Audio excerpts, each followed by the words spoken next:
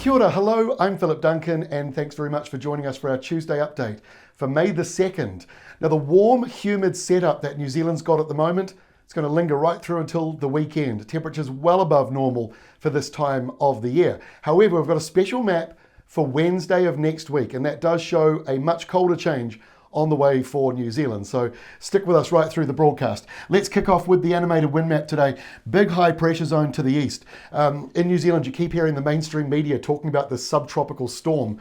There isn't one. The main reason we're getting this wind and warmth is the high pressure zone out to the east. Now, yes, there was a subtropical low that dropped southwards the other day. That's now, as you can see, clearly fallen apart. But the leftover rain, that is still out there in the Tasman, and that's going to move in over the next couple of days as that high pressure zone remains parked out to the east.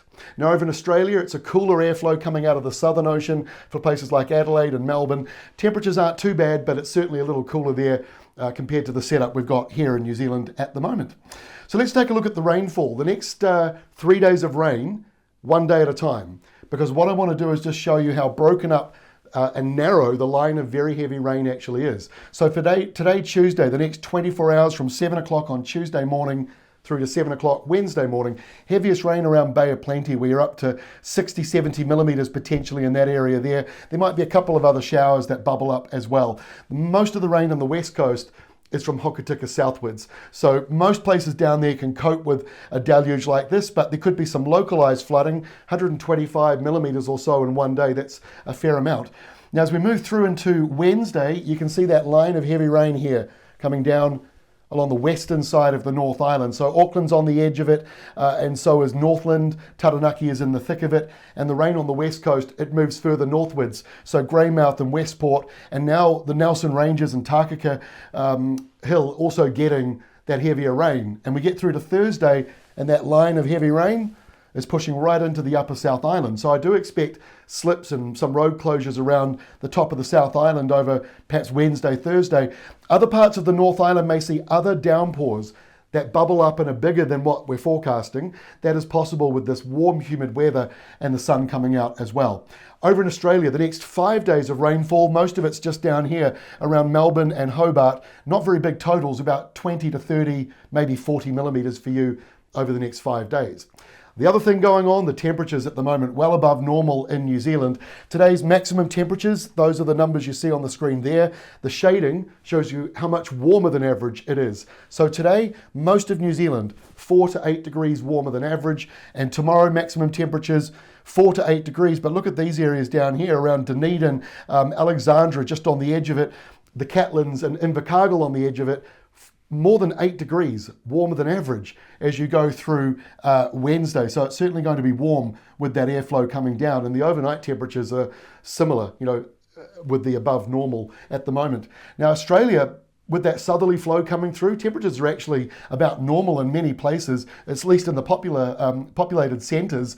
They're fairly average at the moment. A little bit warmer in the east, and it doesn't change a great deal on Wednesday as well, but you can see that cooler change coming into parts of Victoria.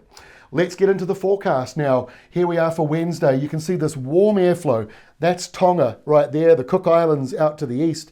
That airflow coming straight down and over New Zealand.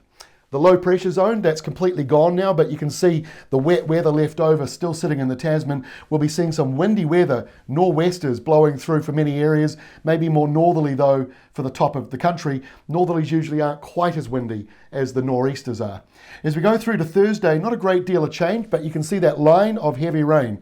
Now this could move around a little bit, left and right, west and east, which means while at the moment you can sort of see the firing line in there, it may move a little bit around. So the forecast may still change. And for some of you, it might be a big change because as we just showed you in those rain maps, that heavy rain is very narrow. So if it moves around a little bit, suddenly your rainfall forecast could go from 5 millimetres to 40 millimetres. So that's the reason why you might be seeing that a little bit around parts of the western half of the North Island. New low pressure zone coming out of the Tasman on Thursday. Doesn't do very much though. On Friday it basically falls apart as it moves in, and this line of subtropical rain broken up with drizzle patches and heavy falls, and yes, that high humidity on Friday starts to move a little bit further inland across the North Island. So this weekend, what actually happens? Well, the big powerful high, it is enormous. It's bigger than Australia, 1040 hectopascals. That is still parked there. So the airflow from the Cook Islands and Tonga, it's still coming down. And a small area of low pressure just to the north of New Zealand just might help crank up those winds a little bit again from the northeast. Meanwhile, over in Australia, a different story on Saturday with that southerly change coming in for you.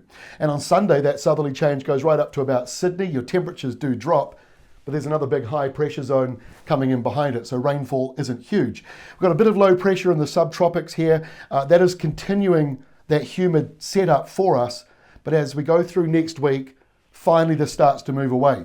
So I set out a special map for you. Let's take a look at Wednesday next week, so 8 days from now. What a difference that is. So there is the big high we've got at the moment, and that warm airflow is out there. But over around much of New Zealand, we're seeing a cold, wintry southerly coming into the South Island. The North Island, nor'westers and warm, but a colder change later on. This isn't locked in, but this is what the modelling is saying for next week, and this looks very autumn-like. Warm and then suddenly cold, probably some thunderstorms in there as well, and snow back on the mountains. So we are not yet, we're not, what I'm trying to say is, yes, it's certainly much warmer than average, but we're not locked in to that warm set of weather. It may well change next week. And there's another map for the following Wednesday, which looks another cold southerly on the way. So we're certainly not finished with the autumn weather. We're not returning back to summer, but we're in a very unusually warm setup at the moment. That's all from me. Time to go. I'll see you again tomorrow with our next update.